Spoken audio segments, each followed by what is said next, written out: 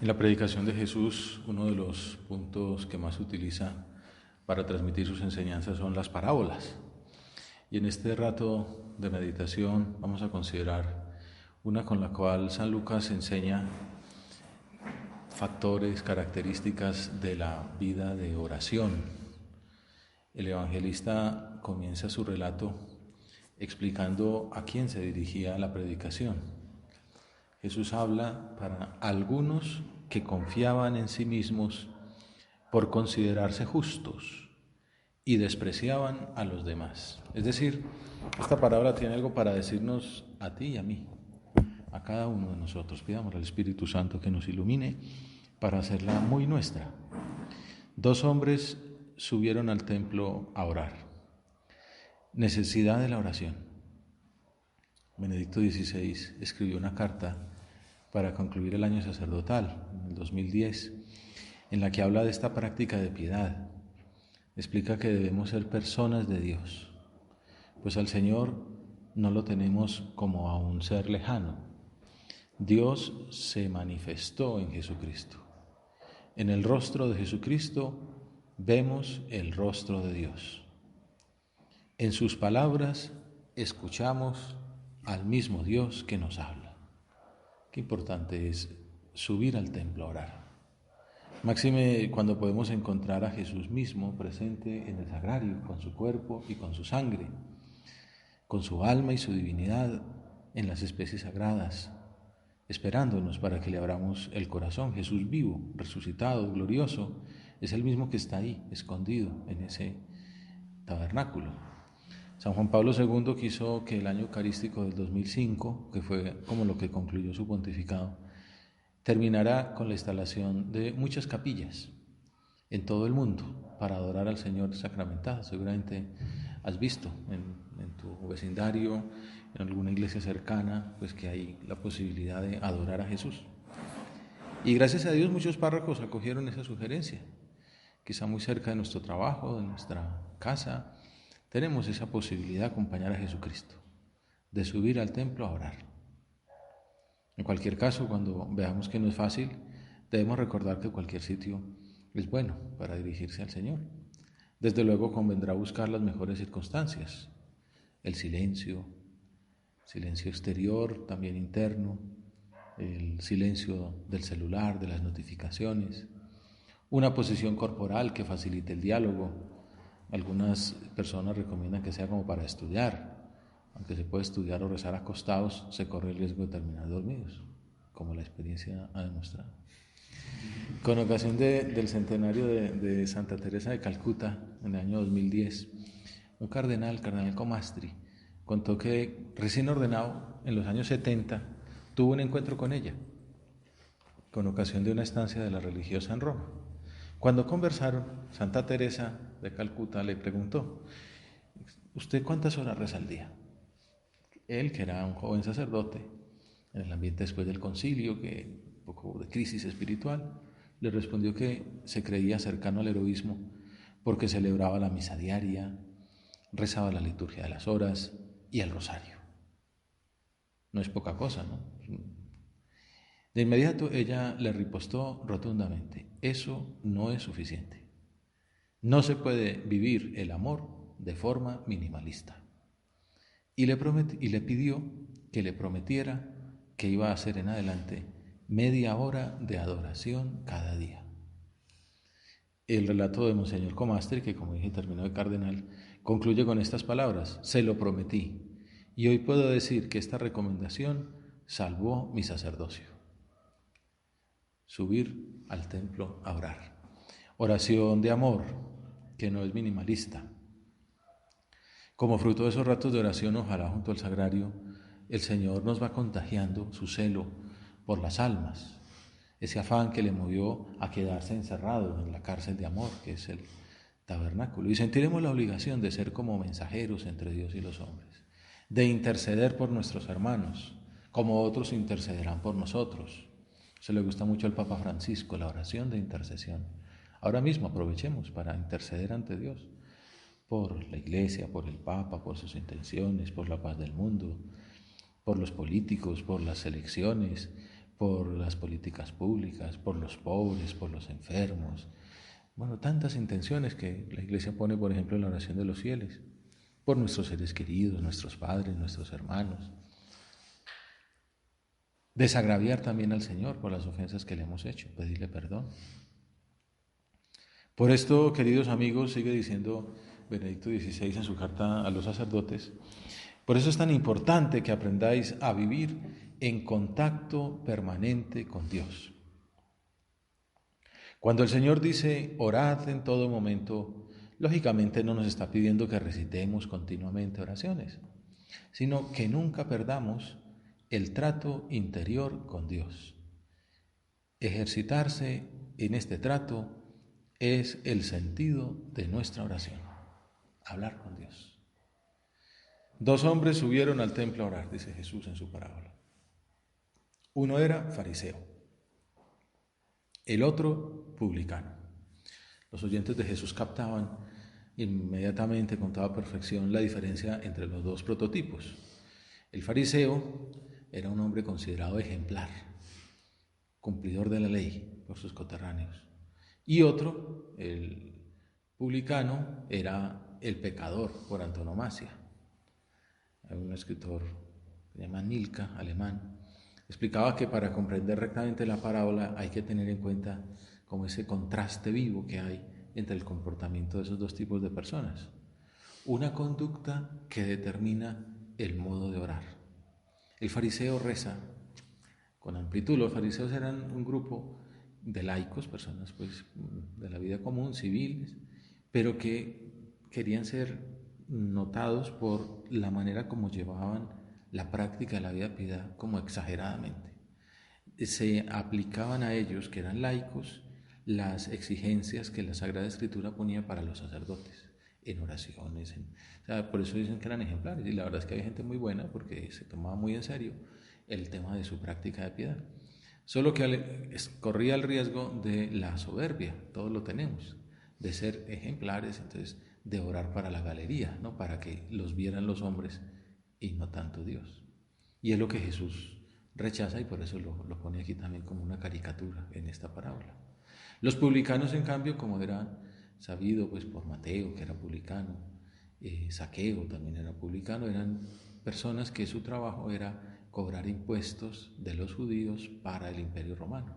Entonces eran vistos como traidores. En algunos casos además decían que eran corruptos, probablemente con razón. Entonces era el prototipo de pecador público. Entonces suben al templo a orar un santo, dijéramos, y un pecador. Entonces no pensaría ver qué va a decir el Señor sobre la oración de los santos y la oración de los pecadores. Pues uno mira al santo, entre comillas, al fariseo, y se lo encuentra rezando con amplias palabras, ¿no? Dando gracias a Dios en voz alta, dándole gracias a Dios por lo bueno que es Él. En cambio, el publicano se hace en la última fila, calladito, con la cabeza baja, con hondos suspiros. Y entonces esa extensa oración del fariseo y los suspiros del publicano son como las pinceladas con las que se pinta la postura externa del fariseo, ese erguido, en contraste con la timidez de la actitud del segundo, que quedándose atrás no se atrevía ni a levantar los ojos al cielo, sino que se golpeaba el pecho. Esta descripción de Jesús no es una caricatura, hay que tomársela en serio. Los juicios emitidos en la oración del fariseo corresponden al sentir general. Los publicanos eran considerados como estafadores y ladrones. Eran como una garganta, decía Aristófanes, que todo lo tragaba pero nunca se saciaba. De los fariseos, en cambio, se suponían que eran personas religiosas que infundían gran respeto porque hacían mucho más de lo preceptuado. Aquí en el caso de la parábola, mientras solo había que ayunar en el día de las expiaciones, él lo hacía 2 veces por semana, duplicaba las exigencias.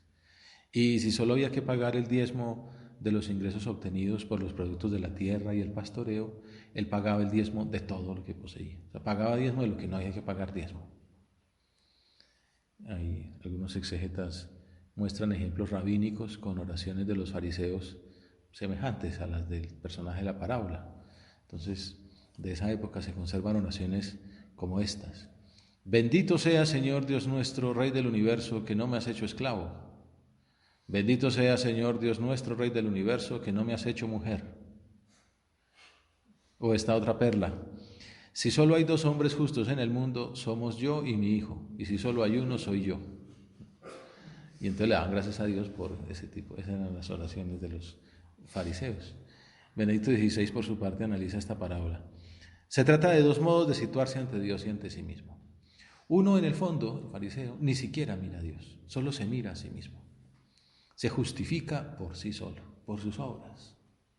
El otro, en cambio, se ve en relación con Dios. Ha puesto su mirada en Dios y con ello se le abre la mirada hacia sí mismo. Sabe que necesita de Dios y que ha de vivir de su bondad, esa bondad que no puede alcanzar por sí solo, ni darla por descontado. Sabe que necesita misericordia y así aprenderá de la misericordia de Dios a ser él mismo misericordioso y por tanto semejante a Dios.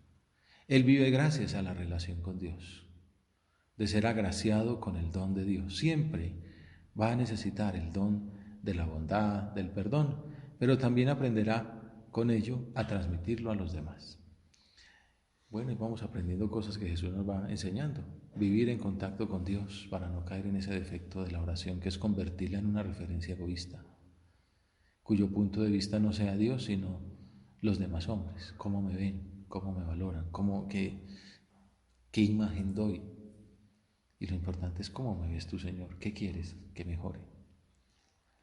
Es lo que Jesús critica en la parábola del fariseo que ora en el templo. Erguido oraba así en su interior: oh Dios, te doy gracias porque no soy como los demás hombres, ladrones, injustos, adúlteros, ni tampoco como ese publicano. Ayuno 2 veces por semana y pago el diezmo de todo lo que tengo.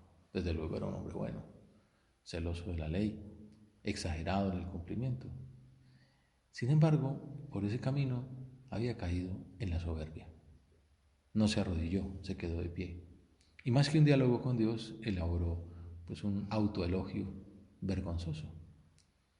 La oración nos ayudará a evitar esa tentación si vivimos en contacto permanente contigo, Señor, si luchamos por no perder ese trato interior contigo, conscientes de que no estamos solos, que estamos en tu presencia. Puede ser que comencemos con ilusión este maravilloso camino del diálogo con el Señor y que vayamos descubriendo con el paso de los días que es un sendero difícil de recorrer. En un documento de la Santa Sede sobre la oración se alerta contra esa tentación. Dice: para quien se empeña seriamente en hacer oración, vendrán tiempos en los que le parecerá vagar en un desierto y, a pesar de todos sus esfuerzos, no sentir nada de Dios. Uno al comienzo, cuando entra por caminos de oración, es una maravilla, ¿no? Y descubre el Evangelio y sale como cambiado y emocionado, con sentimientos, ¿no?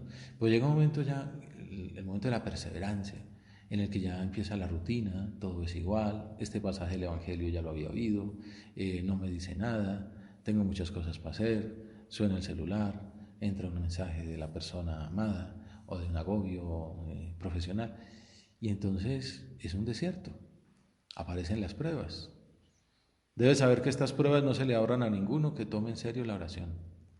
En esos periodos debe esforzarse firmemente por mantener la oración, que aunque podrá darle la impresión de una cierta artificiosidad, se trata en realidad de algo completamente diverso. Es precisamente entonces cuando la oración constituye una expresión de su fidelidad a Dios, en presencia del cual quiere permanecer, incluso a pesar de no ser recompensado por ningún consuelo subjetivo. Hace poco hablábamos de la historia de la Madre Teresa de Calcuta, precisamente, que uno la ve tan santa, tan ejemplar, y pues en sus funerales, son funerales de Estado en la India, pues no probablemente por gente católica, pero gente que sea admirada de todo lo que había hecho en el servicio de los hombres, por amor a Dios. Entonces uno se imagina que esa vida espiritual de ella eran unos diálogos, unos coloquios con el Señor, pues de un encendido sublime. Cuando se hicieron públicos sus apuntes íntimos, resulta que le costaba cantidades, no le apetecía nada ir a orar. era una prueba espiritual. Y el predicador, el postulador de su causa dice que pues lo dudaban si hacer público aquello, ¿no? Podían desedificar a la gente, dar mal ejemplo. Y dijeron, no, y al contrario, es el ejemplo de que uno ama no por el sentimiento, sino porque ama y cumple lo que toca, pone la libertad en ese amor, aunque cueste. Dice, y a esta mujer le costaba, esta mujer no sentía nada, pero estaba todos los días a las 4:30 en pie, haciendo su oración para poder sacar de ahí la fuerza para servir a los hombres. Y es un ejemplo en estos tiempos de subjetivismo, de sensualidad, de emotivismo, decir que, bueno, pues ponía su libertad en amar, a pesar incluso de que la afectividad no acompañara. Bueno, ¿de dónde sale esa fuerza? Del diálogo. Yo lo que quiero es tu felicidad, Señor, decía la Santa de Calcuta. Para tener ese diálogo continuo con nuestro Padre Dios, Benedicto XVI sugiere en la carta del año sacerdotal lo siguiente.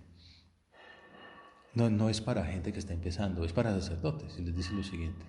Es importante que el día se inicie y concluya con la oración, que escuchemos a Dios leyendo la Escritura, que le contemos nuestros deseos y nuestras esperanzas. Cuéntaselas ahora. Ve diciendo qué quieres, qué esperas, nuestras alegrías y nuestros sufrimientos, nuestros errores y nuestra gratitud por todo lo bueno y lo bello, y que de esta manera esté siempre ante nuestros ojos como punto de referencia en nuestra vida. Un agradecimiento que veíamos hace unos domingos cuando meditamos el ejemplo de los leprosos, los 10 leprosos curados, que solo uno se devolvió a agradecer. Cuánto valora Jesús la gratitud. El agradecimiento nos lleva como de la mano a la humildad.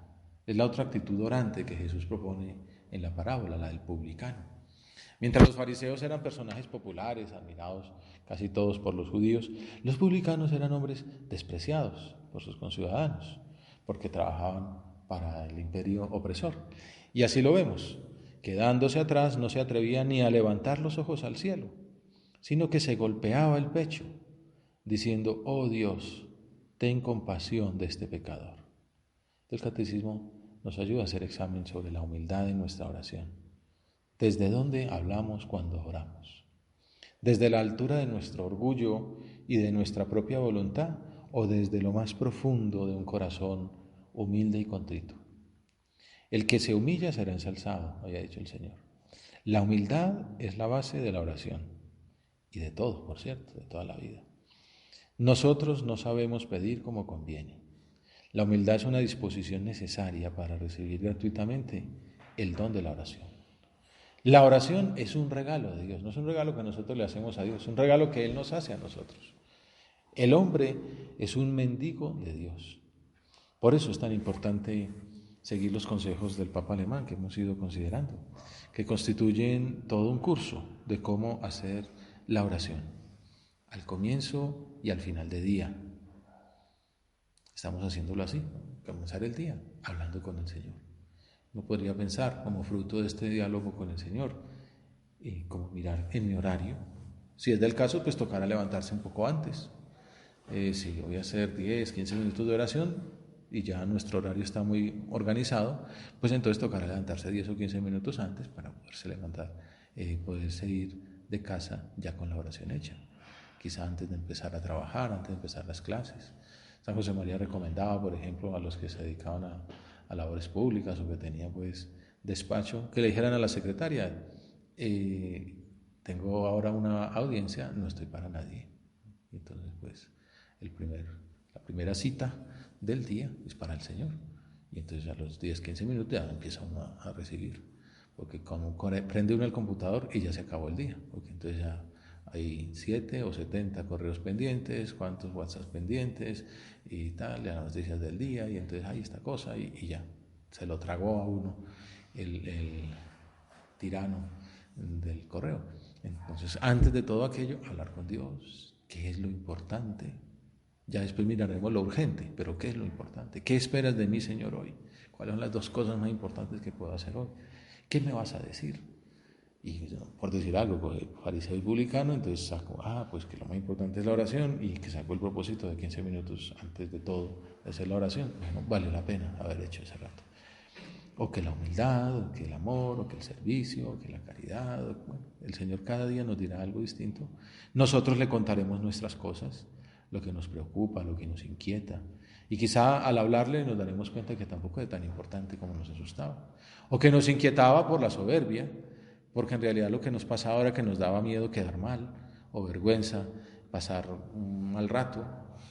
Y hablándolo con el Señor, encuentra uno el verdadero móvil de nuestras conductas. Dice, bueno, lo que pasaba era que era un miedo de soberbia. Entonces, pues con humildad vamos a afrontar aquella situación. O lo que pasaba era que tenía comodidad y pereza, y entonces no estudié nada ayer, entonces hoy me comprometo contigo, Jesús, que hoy voy a sacar, qué sé yo, 8 horas de estudio, y me hago el horario y arranco, ¿no? Termino la oración y arranco a estudiar 4, paro después para almorzar o lo que sea, y otras 4 por la tarde. Me comprometí con Dios en la oración. Oración al comienzo y al final del día, acudiendo a la Sagrada Escritura, leyéndolo, el Evangelio, para ver qué me quiere decir Jesús a través de esas escenas o de esas palabras, dialogando, contando nosotros lo que tenemos de nuestra vida, de nuestros anhelos, pero también escuchando. ¿Qué me quieres decir tú, Señor? No monólogo, sino diálogo. No simple lectura, sino que aquello me interpele. Que Jesucristo llegue a ser nuestro punto de referencia en todo momento. ¿Tú cómo actuarías, Señor, en estas circunstancias concretas? ¿Cómo le responderías a esta persona que me dijo esto? ¿Cómo actuarías tú con este, entre comillas, enemigo? ¿Cómo le asumirías esta responsabilidad que tengo? ¿Qué actitud harías en un día como el de hoy que tengo con este plan que tengo por delante? Las consecuencias serán estupendas, dice el Papa. Así nos hacemos más sensibles a nuestros errores y aprendemos a esforzarnos por mejorar. Pero además nos hacemos más sensibles a todo lo hermoso y bueno que recibimos cada día como si fuera algo obvio, y crece nuestra gratitud. Por eso lo de que es muy importante hacer oración de acción de gracias. Gracias, Señor, por un día nuevo. Gracias, Señor, pues por este ambiente tan agradable. Gracias por los amigos. Gracias por la comida. Gracias por el bienestar que tengo. Y toda esa gratitud nos ayuda a ver la vida de otra manera. Gracias por el paisaje. Gracias por las montañas. Gracias por los animales. Gracias por la riqueza de la creación del mundo. Nos hacemos más sensibles a todo lo hermoso y bueno que recibimos cada día como si fuera algo obvio y que tanta gente no lo tiene. Y con la gratitud aumenta la alegría, porque Dios está cerca de nosotros y podemos servirlo. Resulta que no está agobiado porque no tiene los millones necesarios para hacer un viaje transoceánico y no se da cuenta que tiene muchos regalos de Dios cada día. Y entonces, en lugar de estar agobiado o triste o aburrido porque no puede ir a la Patagonia, pues está contento porque Dios lo ama, porque le da alegría, porque le da amistad, porque le da las satisfacciones básicas, porque todo es tan bonito por la naturaleza. Y entonces digo, pues hombre, hay cosas que no puedo lograr o que quizá nunca lograré o que me tocará aplazar un par de años, pero tengo muchas cosas maravillosas al alcance de la mano. Sensibles a la voz de Dios y al juicio de la conciencia. Que la oración nos sirva para darnos cuenta de nuestros errores, ¿no? Como el publicano. El fariseo está tan sensible a sí mismo que solamente ve lo bueno. Gracias, Señor, porque ayuno 2 veces. Gracias, Señor, porque pago impuestos. Pero no se le ocurre pensar, Dios mío, qué soberbio soy. Ayúdame a ser humilde. No, es que no, como no tiene punto de referencia, el punto de referencia es Él. Si mira la humildad de Dios, digo, uy, Dios mío, yo creo que estos los ayunos son para mí, no para ti. Pues voy a dejar de ayunar, ayuno solamente lo que esté previsto. Y voy a gozarme la comida y le doy gracias por la comida y va a ser de pronto más santo que, pues la gente es más santa comiendo que yo aquí ayunando. Valiente gracia, ¿no? Entonces, pero porque tendría para lograr eso de referencia la humildad de Dios. ¿Qué es lo que le pasa al publicano? Que va y dice, Señor, yo soy un publicano, ten piedad de mí, perdóname mis pecados. y se da golpes de pecho. Mirando la grandeza de Dios, se da cuenta que él es un pecador y pide perdón y sale justificado. Sensibles a la voz de Dios y al juicio de la conciencia. Un buen punto para descubrir la calidad de la oración es si notamos que nos cambia, que no somos iguales, que la oración nos compromete en una lucha quizá pequeña pero constante. Y puede ser la misma lucha, generalmente será la misma lucha bastante tiempo. Luchar por ser puntual, por ejemplo. Entonces, llegué, voy a tiempo, gracias a Dios. Llegué un minuto tarde, perdóname, Señor. Llegué media hora tarde, discúlpame, Señor. Volví a llegar a tiempo. Llegué 10 minutos antes. Bueno, esa es una batalla, pero porque la estoy hablando con el Señor. O la batalla del orden, o la batalla de la penitencia, o la batalla de la oración. Pero porque sensibles a la voz de Dios y al juicio de la conciencia, vamos luchando para cambiar. Pensemos si tenemos puntos concretos de mejora. Y si no, pues aquí nos los vamos planteando. ¿En qué puedo mejorar, Señor? Ya salió un propósito concreto, que eran los 10, 15 minutos de oración por la mañana y por la tarde. Ya eso es una exigencia alta. Ahora, que esa oración me conlleve un propósito de lucha. Conocerme mejor. Saber dónde necesito ayuda. Dónde tengo que poner la carne en el asador para superar un defecto. O como decíamos ayer con ocasión de la conversión, para adquirir una virtud. Y han salido algunas: la puntualidad, el orden, la laboriosidad, el servicio, la oración, la gratitud. Y también otro punto para descubrir si la oración es buena, además de que nos cambia, es si nos lleva a tratar al Señor en la vida ordinaria, en el trabajo, en el servicio a los demás. Si nos lleva a tener presencia de Dios. Entonces hay gente que tiene presencia del jefe, o presencia de la novia, o presencia del cantante de moda, o presencia de su pensador favorito. Nosotros tener presencia de Dios. Estoy hablando con Dios. Papá, no es que esté rezando a toda hora, pero tengo en la cabeza, voy a estudiar ahora 3 horas, pues me voy a meter con la cabeza en lo que estoy haciendo, ¿no? Si voy a hacer resistencia a materiales, pues no voy a rezar el rosario ahí. Y me meto con la cabeza en esas fórmulas y en esos cálculos, pero se los he ofrecido a Dios y quiero hacerlos con la intensidad con que Él la haría. Pero que lo estoy tratando, que le pongo motivos sobrenaturales a lo que hago, que sirvo porque encuentro a Dios en los demás, que trabajo porque ese trabajo va a la misa y que procuro ser otro Cristo en todo lo que voy desarrollando. Acudamos a nuestra Madre, Maestra de oración, para que también en nuestro diálogo con el Señor se pueda decir lo que Jesús predicó de la oración del publicano. Os digo que éste bajó a su casa justificado y el fariseo no, porque todo el que se enaltece será humillado y el que se humilla será enaltecido.